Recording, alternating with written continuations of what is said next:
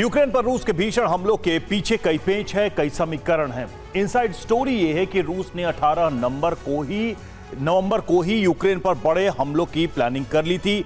जाने अनजाने अमेरिका ने भी इन हमलों में रूस की मदद की थी, वरना इतने भीषण हमले और मरने वालों की इतनी बड़ी संख्या नहीं होती। रूस से यूक्रेन की सीधी दुश्मनी है, लेकिन वो दोस्ती एक ऐसे देश से कर बैठा है जिसके बारे में कहा जाता है कि अमेरिका से दुश्मनी खतरनाक है, लेकिन उसका दोस्त बनना जानलेवा हो सकता है। देखिए अमेरिका से दोस्ती कैसे यूक्रेन के लिए जानलेवा साबित हुई, कैसे अमेरिका की मदद से रूस इतने बड़े हमले करने में कामयाब हुआ। 30 घंटों से रूसी सेना जिस तरह से हमले कर रही है, उससे रूस के ज्यादातर शहरों में जबरदस्त तबाही हुई है।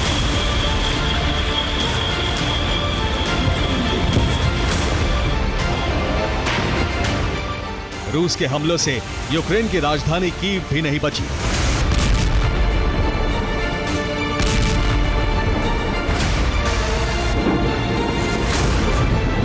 रूसी मिसाइल हमले की वजह से कीव में 7 इमारतों को नुकसान पहुंचा है। डोनेट्स्क में रूस ने एक बिल्डिंग को फैब 3000 बम से धमाका कर ध्वस्त कर दिया। ज़पोरिज़िया में रूस ने यूक्रेन के 3 सैन्य ठिकानों को समाप्त कर दिया। रूसी हमले की वजह से खार्किव की 5 इमारतों में आग लग गई।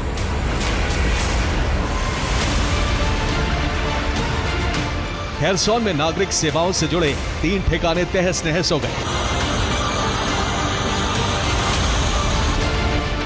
रूसी हमले के बाद नीप्रो में पूरी तरह से ब्लैकआउट हो गया।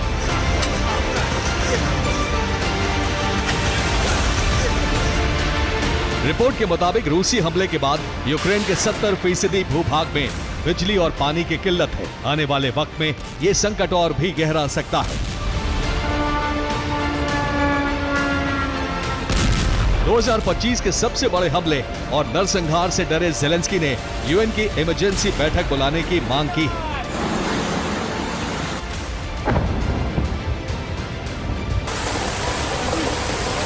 इसके साथ ही यूक्रेन ने अमेरिका और नेटो से मदद की मांग की है।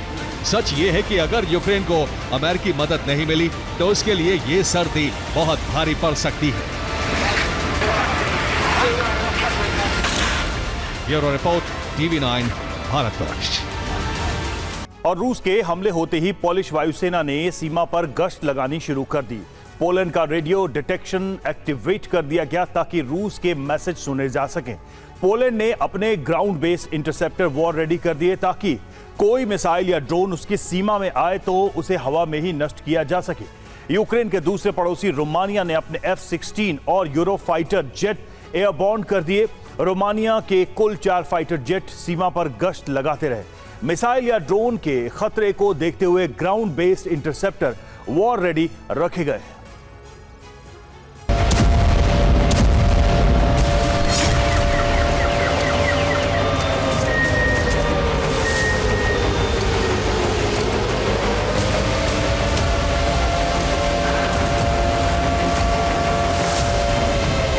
पुतिन की रणनीति साफ है कि अगर अमेरिका या यूरोप उन पर दबाव बनाने की कोशिश करते हैं तो ये तय है कि भीषण पलटवार होंगे।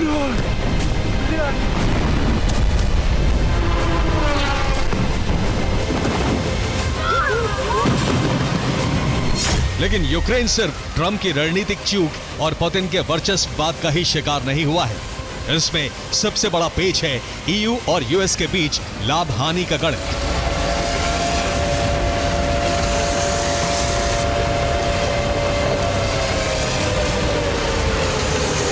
16 नवंबर को फ्रांस और यूक्रेन के बीच फाइटर जेट पर डील हुई। फ्रांस ने यूक्रेन को 100 राफेल जेट और यूरोफाइटर जेट देने का वादा किया। बीते महीने यूक्रेन स्वीडन से 150 ग्रिपेन जेट खरीदने की डील हुई। यहीं से US EU का टकराव शुरू हो गया। ट्रंप ने तय किया था कि नेटो देश अमेरिका से हथियार खरीदेंगे, वही हथियार यूक्रेन को ट्रांसफर किए जाएंगे, लेकिन यूरोप ने अपने फायदे का सौदा तय कर लिया। इसके बाद अमेरिका ने तय कर लिया कि यूक्रेन को मिलने वाली एयर डिफेंस सिक्योरिटी में कटौती की जाए।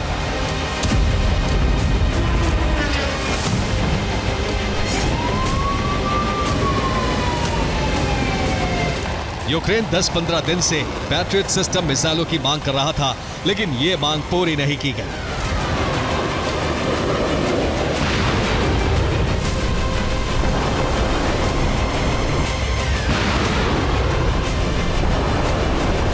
पुतिन ने मौके का फायदा उठाकर यूक्रेन पर मिसाइल हमले किए और यूक्रेन चाहकर भी सभी मिसाइलों को इंटरसेप्ट नहीं कर पाया। इसीलिए यूक्रेन में इतनी भीषण तबाही हुई।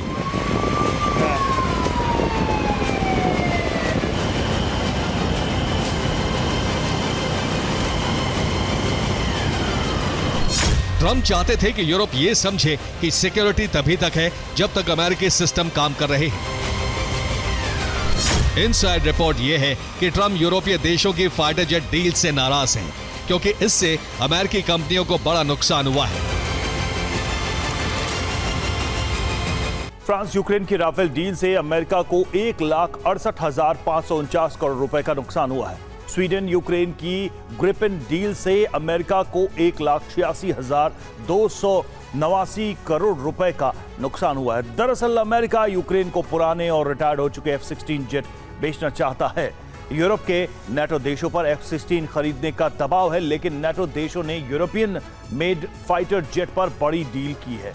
अगर F-16 सौदे होते तो यूएस को लाखों करोड़ रुपए का फायदा होता।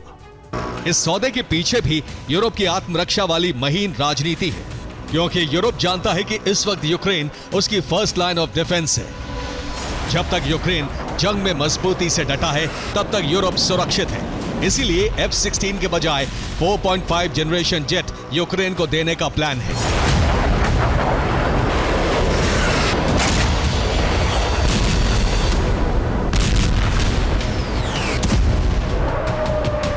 अमेरिका यूरोप के बीच मतभेद और रूस के साथ टकराव का ही नतीजा है कि यूक्रेन को इतना बड़ा विनाश झेलना पड़ा है। Bureau report, TV9 Bharatvarsh. और दरलाइवन में रूस की ड्रोन स्ट्राइक, यूक्रेनी सैन्य वाहन पर किया हमला, मिलिट्री व्हीकल जलकर खाक हुआ इस हमले। У мене вопроси знімали. Я не знаю. У мене вопроси знімали. Я не знаю.